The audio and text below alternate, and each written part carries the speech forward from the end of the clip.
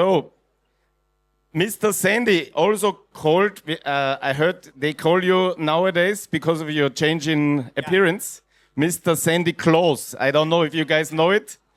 So we have Christmas all the time when 7 years around. Yeah, Christmas every day. Christmas every day. Yeah. Okay. Okay.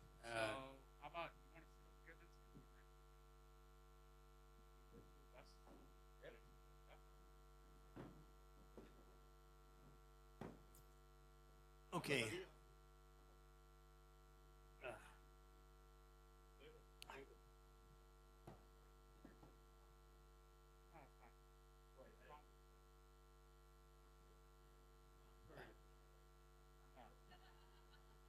All right, so, when in Europe you have to ask, some European specific questions, shout out to Christian.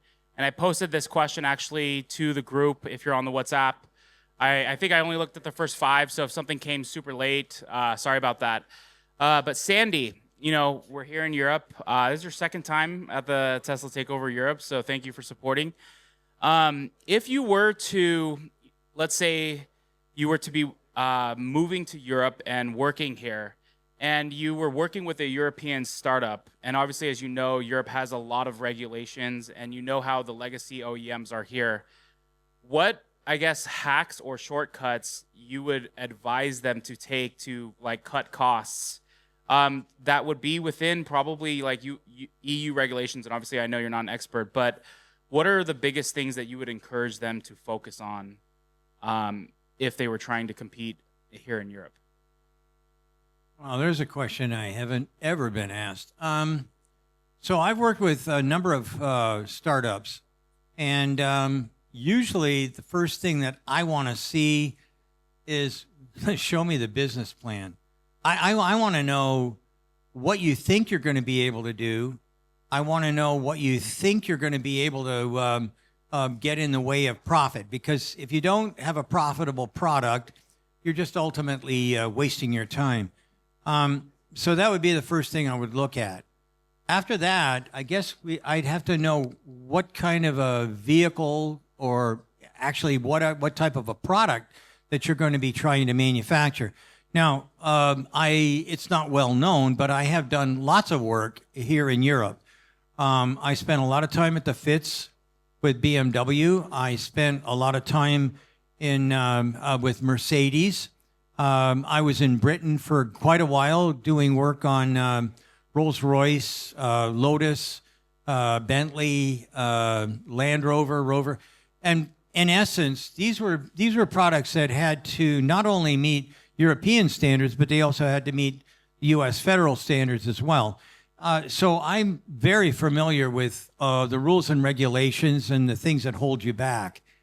But the biggest thing for me is, show me your plan. I need to see the plan first. Once I see the plan, then I can recommend, do this, do that, what have you. Once you have a drawing or a CAD drawing, as it were, I am not a fan of making too many things before I get a chance to show me your CAD drawings. Once I've seen what you've got in the way of computer animated designs or computer developed designs, then what I can do is say, have you done CAE? Just means computer aided engineering. What have you done to make sure that you say you're going to have this type of suspension? How much is this going to weigh? How much is it? I mean, there's a million things to do before you get to the point where you start, cutting up pieces of steel or finding out a seat supplier. It's important to know where you're heading. So to give you the best example that I can think of right off the top of my head, it's not a European supplier, but it could be any European supplier, and that's the startup called Slate. So Slate, Eric Kuiper, the chief engineer there, phoned me up and he said, "Hey, Sandy, I'm going to make a new car." I said, "Really? A pickup truck?" And he told me what he was going to do. So I said, "Well, what do you need from me?" And he said, "I want you to review my business plan. I want you to talk to my team. And by the way, I need some free space. So I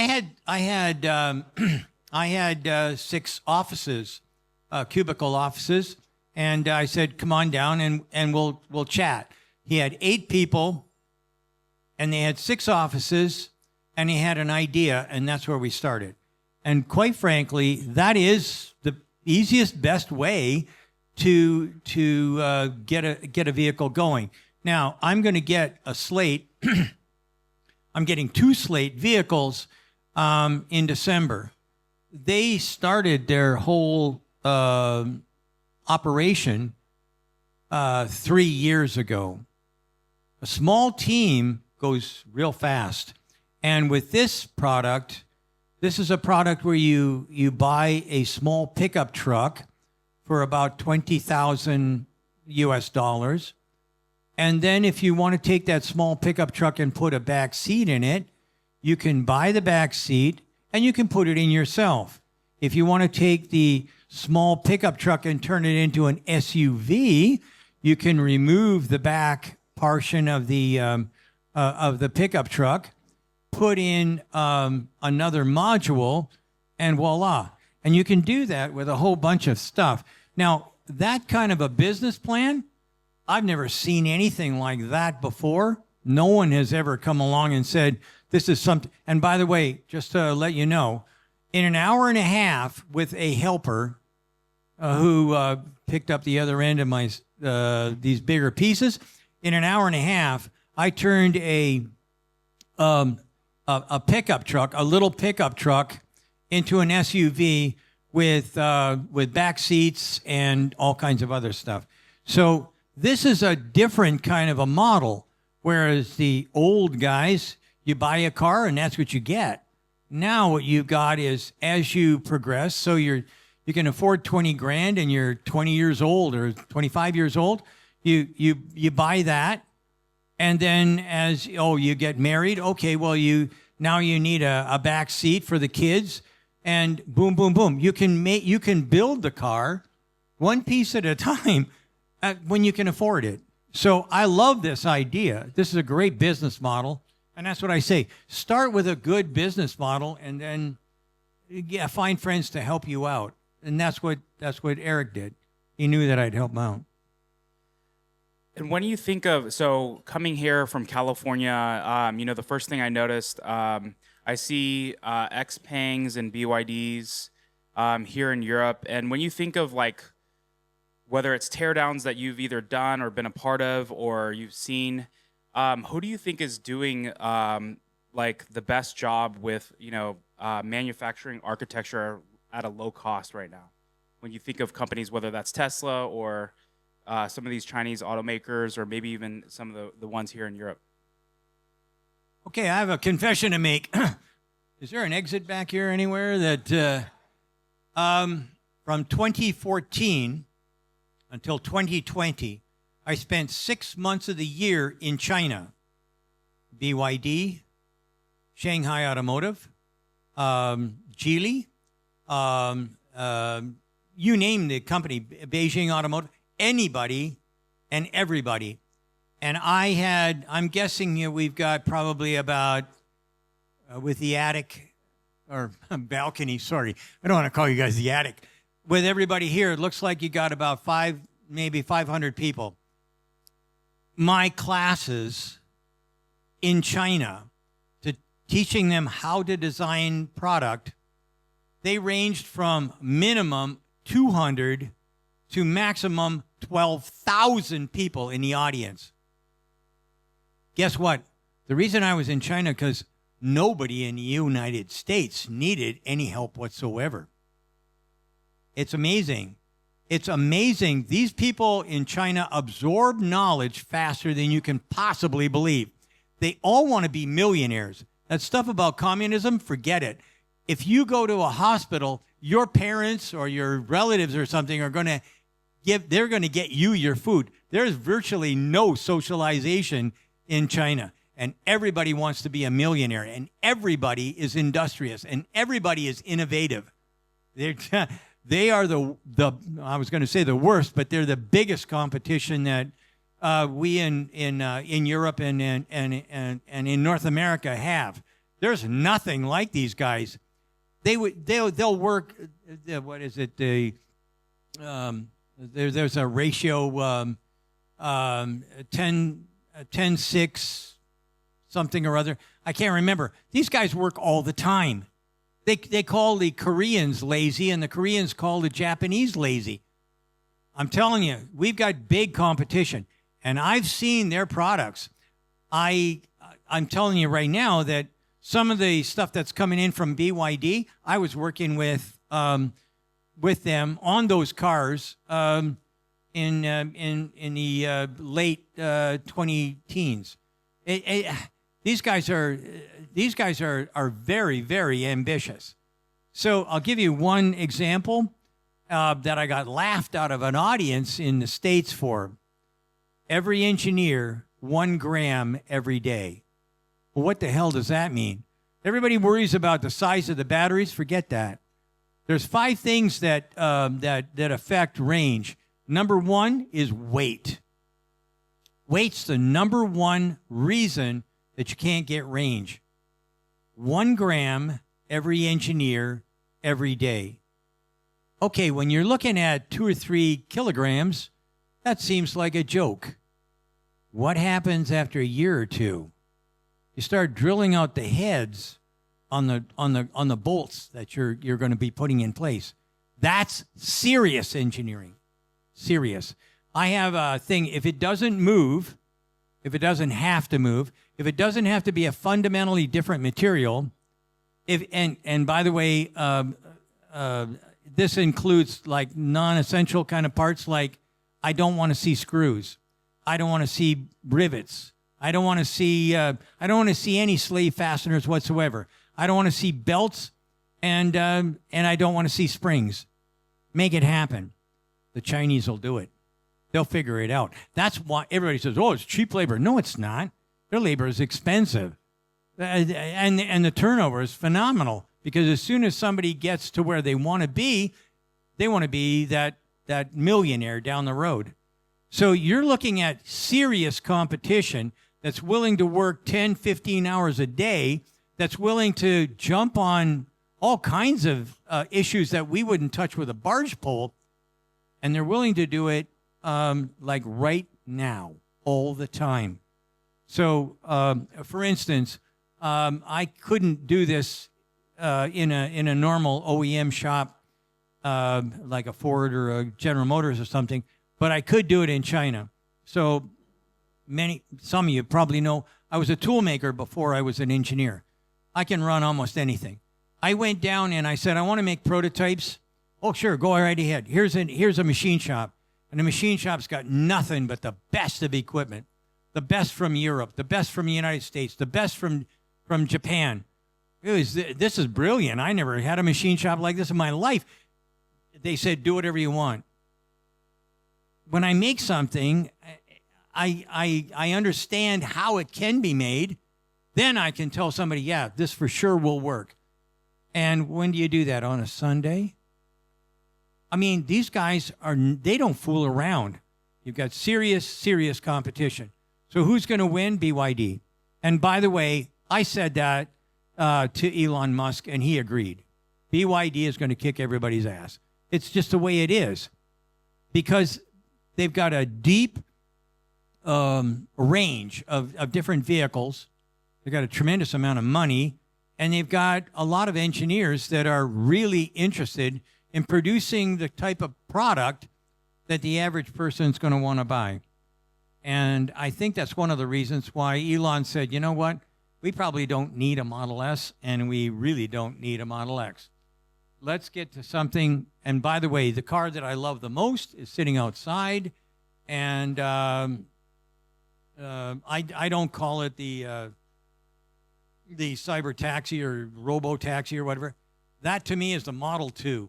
And that is going to be the biggest seller that we have for sure in North America. And that's because of the aging population.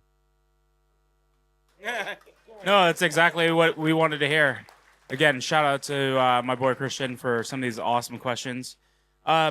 one of the other things is too, I mean, we saw it here in the United States, not here, but we saw it in the United States. I think you see it a lot here, whether it's overregulation or, these companies that back legacy media to run a certain narrative. And I think whether it's here, in Europe of legacy auto, along with in the United States, EVs have less parts, right? It's just the nature of the beast. And with that comes potentially like loss of jobs. But if you were to walk into some of these OEMs, and I know you have, and you were to talk to them about, re-engineering, their production lines, what are the biggest things, you're probably telling them and where they probably have the most resistance? I'll go with last first. The most resistance that I get when I talk to an OEM from Europe or North America is summarized in 3 letters: MBA. That is the worst, plague that was ever introduced into the United States. Masters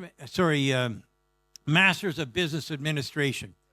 If you take an engineer who's already a cheapskate and then show him how to be even cheaper and more averse to taking any risks whatsoever, you've created a monster. And that, unfortunately, is what we've got to face first. We have got to get rid of that MBA philosophy. It does not work. When Japan was kicking our tail, they never had any MBAs, none.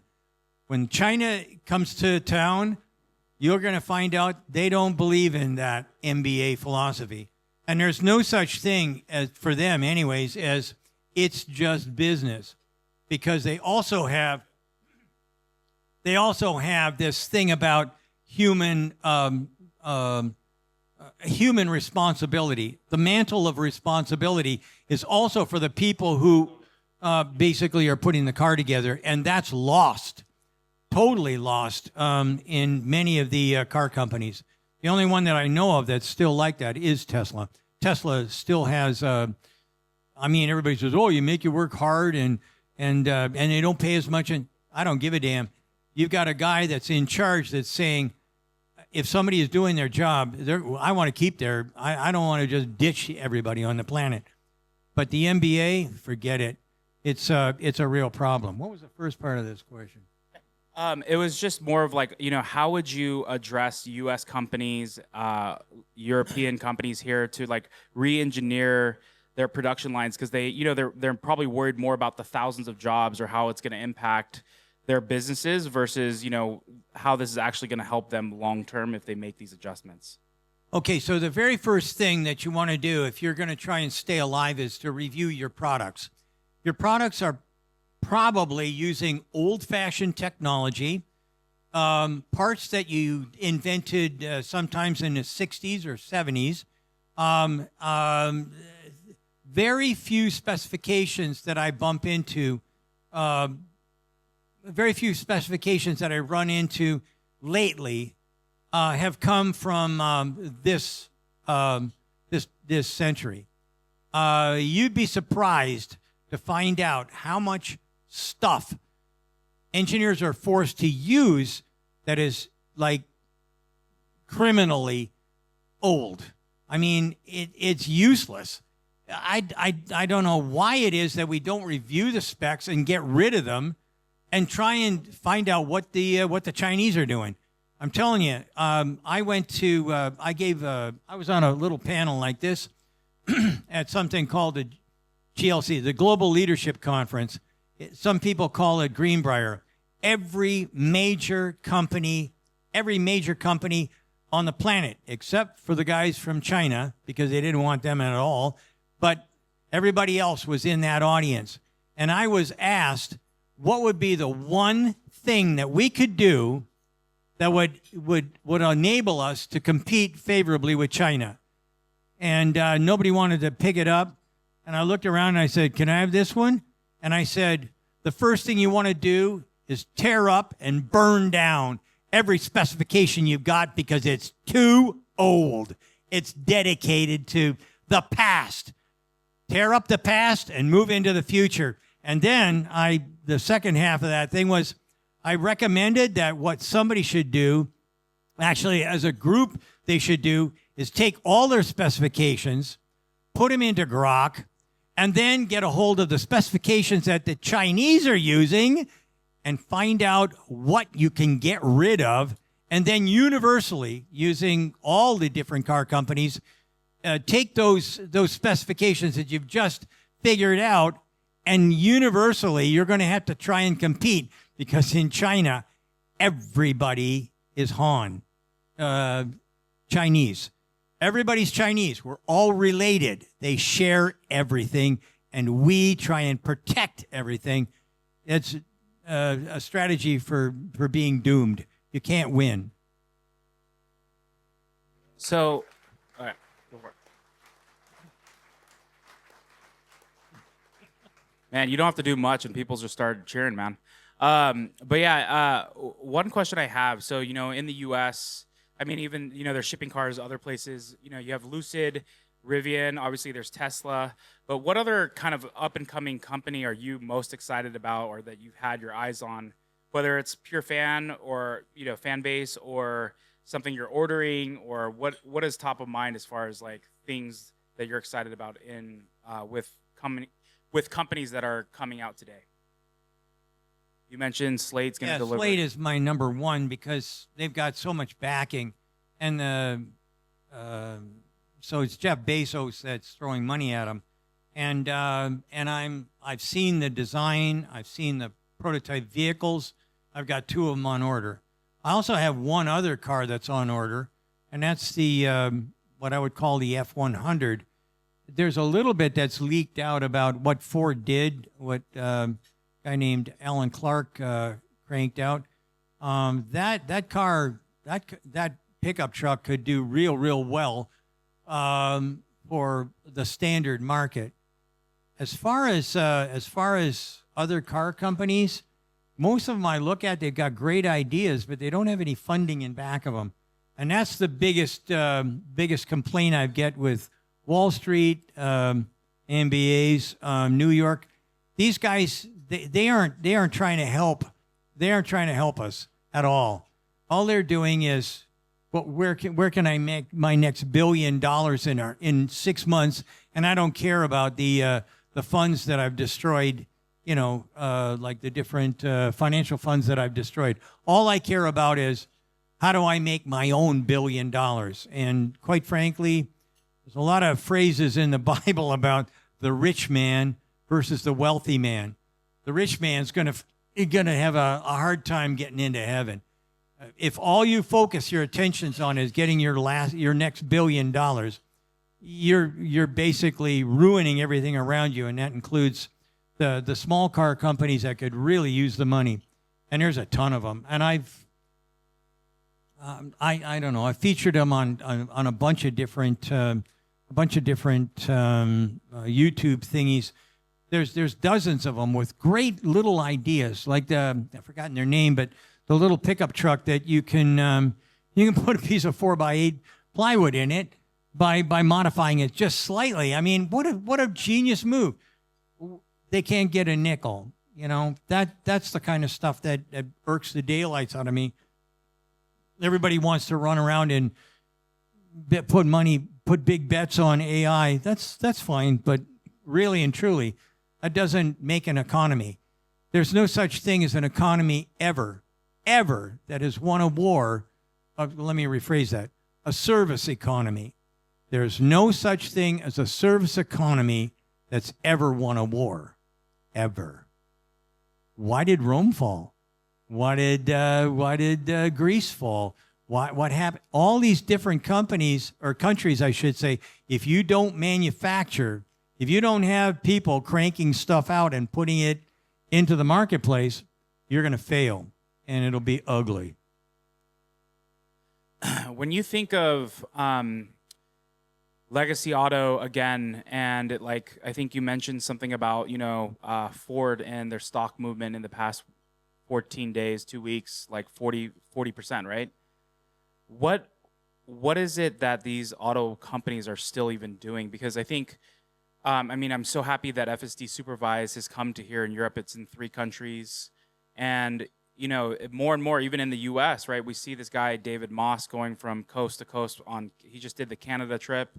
He's done, you know, coast to coast in the United States multiple times. But outside of maybe having the, you know, the feel for a performance car or buying a truck, there's really just going to be less and less of a case for like wanting anything else than something that is going to be able to drive. So what exactly, like, is, if anything, can these companies save themselves at all at this point? Ford, at least when I sat down with Jim, like, I was excited about what they were doing in the early 2020s, 2021, but then obviously, you know, they decided to go full hybrids now. I mean, the F-150 Lightning is not even a thing. I think they're still kind of doing the Mach-E. But at this point, what do you see these companies doing over the next 5 to 10 years?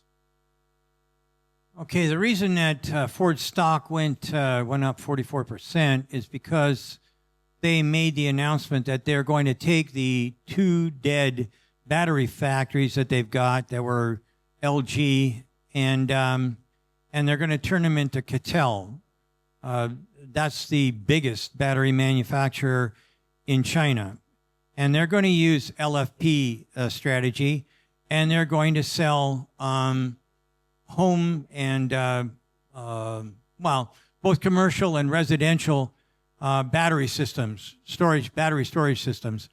And when they did that, all of a sudden they went from who cares to, oh, I need that. That's what happened there. They made a transformation, and from what I've been told, that came as a result of Jim Farley, the guy we just talked. He's the president and CEO. That's a smart move. That is not a move that you'd normally expect from a big OEM. That's why I mention the word Ford a lot. I happen to have one of their products, but they're not my customer. I only look at what's good out there. So at the end of the day, this is a good move for Ford, and maybe a good move for at least one of the OEMs. The rest of them, I don't know how many. There was a couple of articles that went out, and I predicted Volkswagen taking a dump, Stellantis heading south, General Motors either staying stagnant or getting smaller. Honda, I don't know what the hell happened to them. These are companies that should have made a move, but they're hamstrung by rules and regulations that again fall under MBA. It's hard to say that there's only one thing that needs to change, but every time I run into a problem, if I do a root cause analysis, it always comes back to the same thing. MBA, stupid rules that I don't really understand and can't possibly tolerate. So there you go.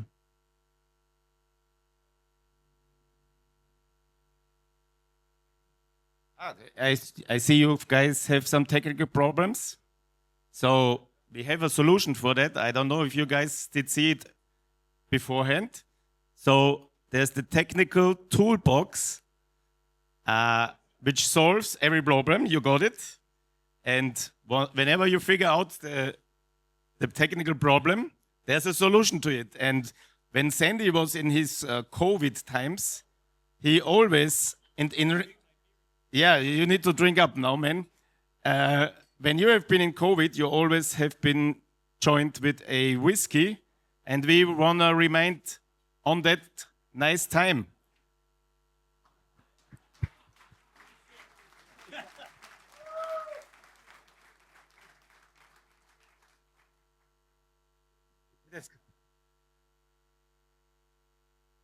So asking this diplomatico.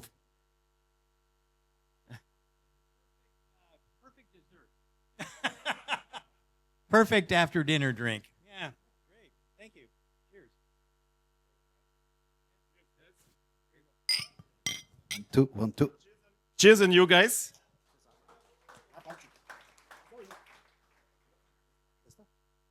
So, obviously the technical questions were quite dense.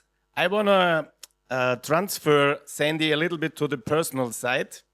So there was, I got the chance to meet you 2 years ago in Berlin, and you mentioned something about your ancestors. So I don't know how many of you guys know the background of Sandy's ancestors. He actually has ancestors from both strings out of Europe.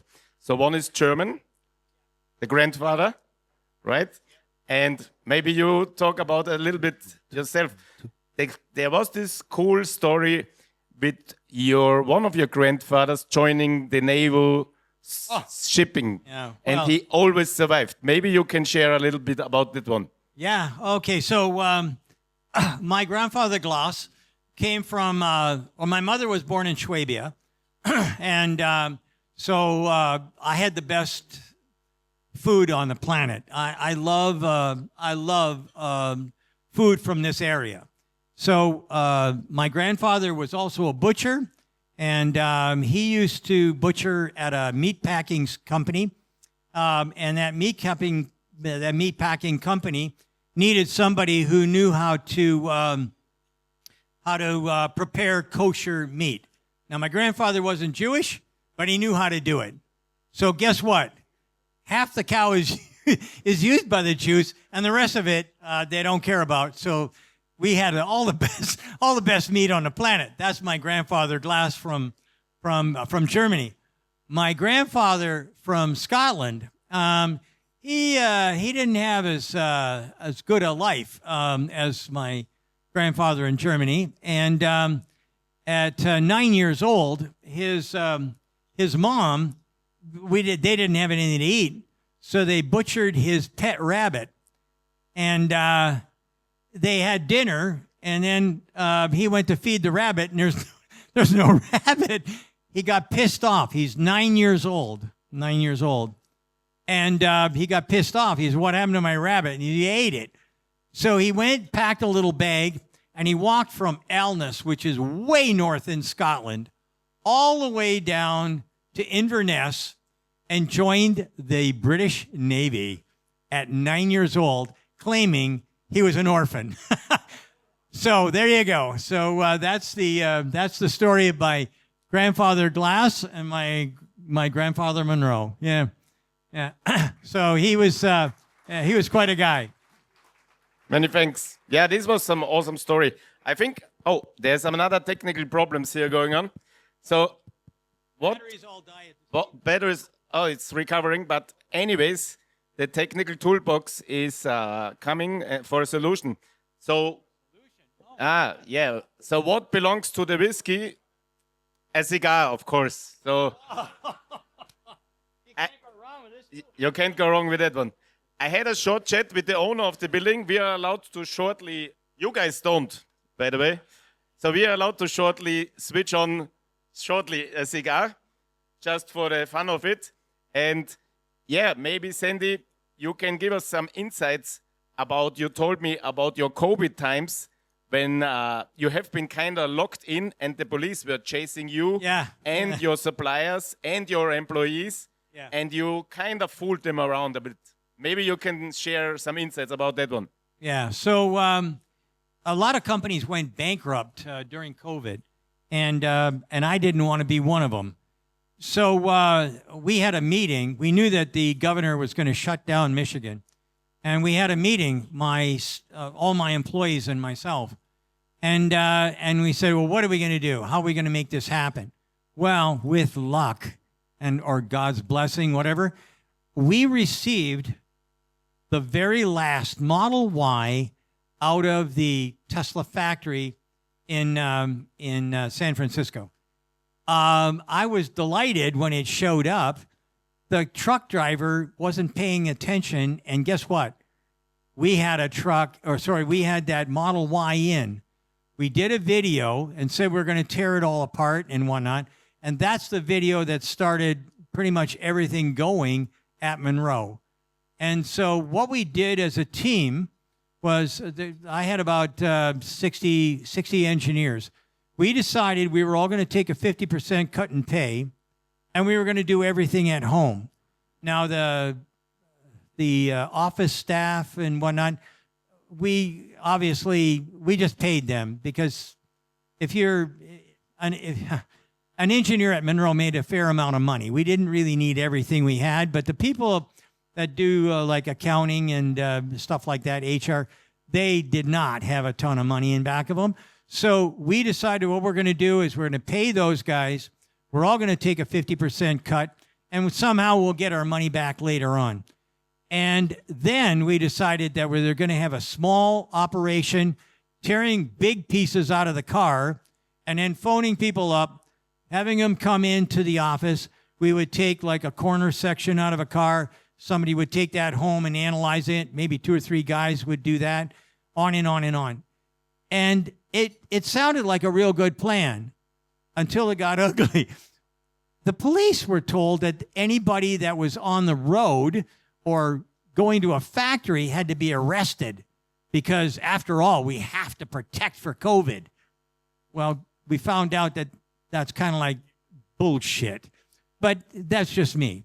So at the end of the day, what happened was we were parking outside. Well, the cops showed up, and they said, Sandy, these guys want to know why there's cars in the parking lot. So I told them that we were shutting everything down. We had a lot of things to shut down and whatnot, and we would, respectfully obey the law, and we won't, we'll do what we have to do. So they all left. We pulled our cars inside and went back to work. When you got a big, if you got a big warehouse like we had, a big factory, it's easy. You pull the cars in. If the police don't see the cars outside, there's probably nobody inside. Oh, this one's not even lit. Put it on. Go ahead. Anyhow, you haven't got any big germs anyway. Anyhow, so the cops are watching us on the videos. They're watching our videos, and so they come and bang on the doors. They don't see any cars in the parking lot. They bang it on the doors. We know you're in there. We're watching your videos. So anyways, we had one Russian guy, and Ivan, and he came in to pick up one of the pieces. He drove into the parking lot, and the cops are right in back of him. And they said, hey, what are you doing going in here? He says, oh, I'm lost. I don't know where I am. I am new to this foreign country. So he took off. He drove around the block 2 or 3 times until he lost the cops, came back in, opened the garage door, let me in. So he got in, closed the door, and we loaded him up, and away he went. So from then on, we had a strict schedule. 2 minutes before you show up at the office, the door gets opened, and you race in as fast as you can, and we close the door the second your car's in. So this kept us alive. We had people that were willing to buy our reports, but you can't do the report unless you have the car to work on. So myself and somebody mentioned Corey, we were the two, there was 3 of us that worked on the body and the things that you just couldn't take out. We got it done in record time. It went faster than we've ever been able to tear a car apart, and the Model Y was just a huge success, a gigantic boon for us. And in essence, what happened was we sold the reports for the Model Y when nobody else that were our competitors could open their doors. It was great. COVID was very good to me. Yeah.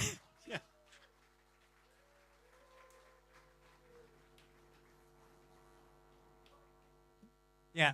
Thanks, Andy. So let's move on to the next and probably final question. How many of you guys, or who knows the owner family of BMW from you guys in the audience? What's their name? Do you know it? Correct, Quant. So actually, not a lot of people know this part as well. Sandy was in a meeting with the old Quant lady, Mrs. Quant, and with Chrysler owner, and there was this. No, it was Wolfgang Reisler. He was Wolfgang Reisler. Yeah, Wolfgang Reisler was in charge of.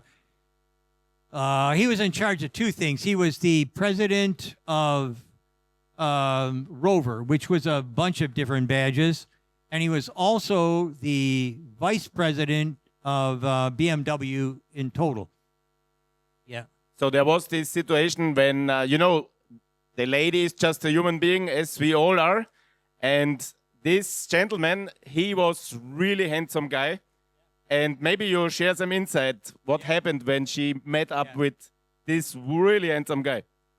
So we were having a meeting, Wolfgang Reitzler, Bruno Deller, also from BMW. He was running the North American operations. And I was brought in because we were trying to shine up a Rover, Land Rover, and Discovery, that whole area of Land Rover. We were trying to sell it. We wanted to get rid of it. Wolfgang wanted out. He didn't want any more English stuff.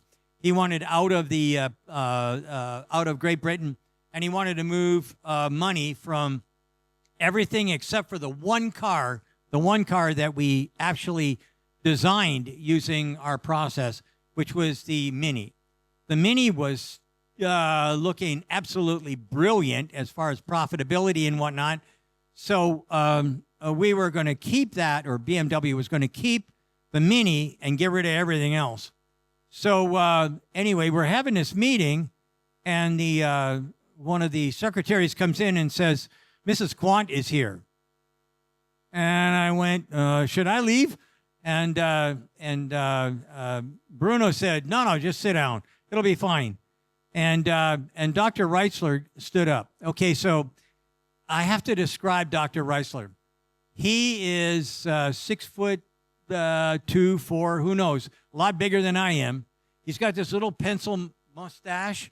He looks exactly like an old-time actor in the United States called Errol Flynn. This guy is so beautiful, it ain't even funny.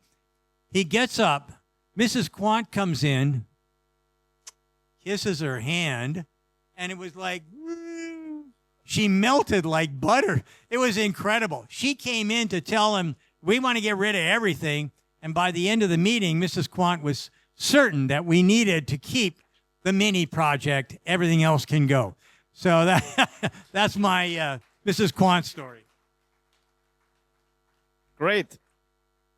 Yeah, you can see that Sandy had a lot of history all over the world. This was including cars, not only cars, but also Sandy, when you moved all over the world, you also figured out different countries with different foods. So what was the really worst food you had to swallow down in order to be polite? I wasn't being polite. I just wanted to save my life. How many people here have ever been to the real Africa? Not, one of the major cities or anything like that. How many people have been to the real? How many hands? I see 1, 2, 3, 4, 5. Okay. I'm in India, and I'm working with Tata, and I'm in Pune. And I get a phone call, and I can't believe it. It's coming from what says is South Africa. And it's two of my buddies that have told me that they've got some big interest going on in Africa, and I'm not really interested in going. I've been to Egypt. I've been to, like, the northern parts, the UAE and Qatar and things like that. But I've never been in the really... in the real Africa, where people still live like cave people or something. So anyways, he says, can you come down and visit? We'll pay you, and we'll come and collect you and stuff like that. So I fly from Pune to, I think, Johannesburg, but I'm not quite sure, or Cape Town. I'm not sure which one of them. And they put me on a little airplane, and we fly north into, there's nothing around here. And we were flying at night. There's no lights, no nothing. We're in basically the jungle, I guess. I don't know exactly how to put it. Anyways, the pilot comes in, and then all of a sudden I see people running around lighting smudge pots so that we can land the plane. That makes me feel uncomfortable. And by the way, this is not a luxury plane. This is like a cargo, a little single-engine cargo plane. And we're coming in, and I can't see the runway, and I know that it's pretty good if you can see the runway. I can see the edges. I can't see anything else. Anyways, this guy comes in, and he bounces 4 or 5 times, and we stop, and I get out. So the sun is starting to come up, and my 2 buddies, they come over and say, "Oh, Sandy, thanks so much for coming," and blah, blah, blah. So I said, "What am I doing here? You didn't say that I was going to be out in the jungle." He said, "Just a second. The chief is coming." "The chief? What chief?" "Oh, the guy that's in charge of this village, this area." And I said, "Really?" And I'm looking around, and I talk with my hands sometimes. Anyways, I'm looking around, and I mean, I'm looking at 1960s, what do you call it, Geographic Illustrated or something. All these women are naked from here up, and everybody, the only thing they got on is a loincloth. And I'm going, I've died and gone to hell or something. What's going on here? So they come over and they say, "Sandy, the chief here has got a real good suggestion. He'd like to meet you." It's a big guy. He's a big guy. And he comes walking up, and he sticks out his hand. And I put my hand in his, and he says, "Oh, very good to see you, sir. I'm so glad to blah, blah." He's got an English accent. What the hell? "Oh, yes, I haven't been talking English for quite some time now, since I left Oxford." Where am I? What the hell? You got a loincloth on. Everybody here's half naked. Where am I? And he says, and then he came on and explained his problem. What he wanted to do is he wanted to get electricity in this area. And I said, "Well, why don't you use solar panels?" "Well, we tried that. Didn't work out. Apparently the static charges and whatnot." So then he says, "Well, could you, we've got natural resources here." So I said, "Like what?" And he says, "Well, come on, I'll show you." So we walk over, and here, I've heard of this, never saw it before. Here's crude oil bubbling out of the ground. Now, this stuff is really nasty, horrible smelling, and if you touch it, you take your skin off. And I said, "You can't do much with this. I don't want to even be close to it." He says, "Well, not only that, we think that we've got natural gas as well, because occasionally some of our fireplaces, some of our fires get really hot." And so I went around. I used to work for Union Gas in Canada before I moved across the border. And I'm walking around, and sure as shit, there's gas lines here, like natural gas is coming out of the ground. So I said, "Well, I know how you can tap that. And if you can do that, maybe what we can do is we'll take, a generator, like a turbine generator, and then you'd have certainly enough to electrify around here." He said, "Oh, that's great. How much does that cost?" And I told him, he says, "Is there any cheaper way?" And I said, "Well, yeah, you could buy an old jet engine, because they last forever. Buy an old jet engine. We tear off the bypass fan and all the other crap that we don't need, and then we can use that, and you'll have an engine that's bigger than you need, put a generator on it, and call it a day." And he says, "Oh, this is brilliant." Well, while we're doing this talking and whatnot, all the ladies are running around, and they're smashing up these logs, these big dead logs, and they're beating daylights out of them and looking for something. I didn't know what they were looking for, but I didn't care. I figured as fast as I can, I'm going to get on that plane and get the hell out of here. So I'm watching all these things happen. We had our little meeting. He's pretty excited about it. And he said, now, most of you know that I do like alcohol. And I've had a few different kinds of alcohol in my life, but I've never had anything like this. So the guy comes, and he's got a dish. It's about that big. It's like a shallow dish, and it's got something in it. It's milky colored, and it smells not so good. And he says, "You'll have to try some of our local liquor." okay.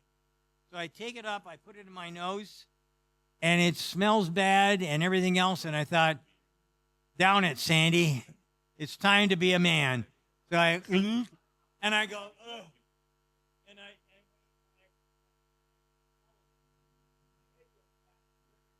And he says, oh, yeah, it's made with milk. Made with milk. No shit. I can't imagine. I like milk. That, I don't think so. So he said, and then I started looking around. I don't see any cows or goats. What kind of milk is this? Oh, yeah, all these ladies are running around topless. Oh, my God. Okay, so, but that's not the best part, friends. After that, after tasting that stuff, they brought out some other, they just wanted to see what my expression was. He brings out he calls on there was a bunch of women and whatnot, and he calls out, and whatever he said doesn't matter because I didn't understand it anyways. Anyway, this younger woman comes out, and she's got a great big giant half-tooth smile on her face, and she's got two bowls, one on top of each other.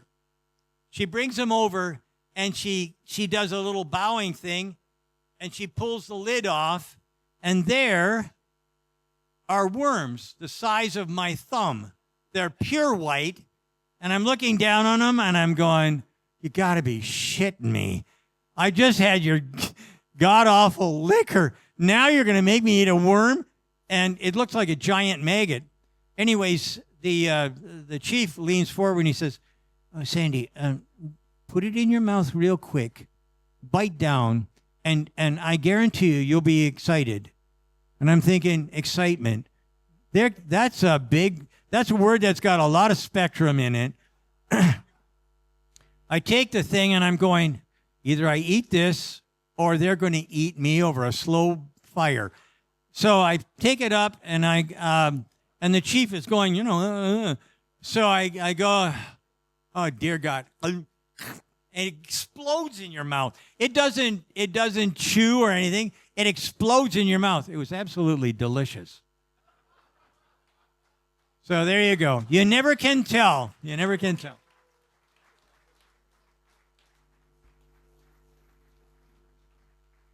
So many thanks for that insights, Sandy, from all over your life. Enjoy your cigar. We're wrapping up the session here. So, it's another technical problem here, but I don't serve you any more whiskey. No worries. So, we're wrapping up the session here. Many thanks to the two greatest of all times, Mr. John Stringer from Tesla Takeover Europe and Mr. Sandy Munroe. Many thanks.